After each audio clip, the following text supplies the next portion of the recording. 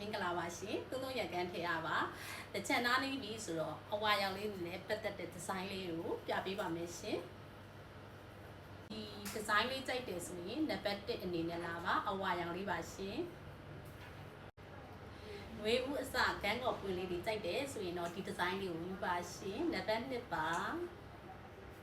ဒီဒီဇိုင်းလေးဝတ်မယ်ဆိုရင်တော့ခန္ဓာကိုယ်ပို့ပြီးတော့တွယ်စီတဲ့ဒီဇိုင်းလေးဖြစ်ပါတယ်နံပါတ်3ပါရှင်အပွင့်နှုတ်မြိုင်မြိုင်လေးမှာကြိုက်တယ်ဆိုရင်တော့ဒီဒီဇိုင်းလေးကိုယူပါနံပါတ်4ပါရှင်ဒီဒီဇိုင်းလေးကြိုက်တယ်ဆိုရင်တော့နံပါတ်5ပါဒီဒီဇိုင်းလေးကတော့နံပါတ်6ဖြစ်ပါတယ်ရှင်ဒီဒီဇိုင်းလေးကတော့နံပါတ်9ဖြစ်ပါတယ်အပွင့်လေးပါ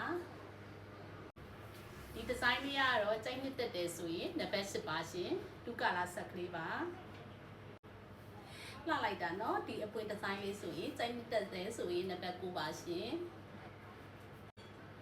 အိုးလှလိုက်တာเนาะဒီဒီဇိုင်းလေးဆိုရင်ကြိုက်တယ်ဆိုရင်နံပါတ်10အနေနဲ့လာပေးပါရှင်အစင်မြန်မြန်လေးပါတယ်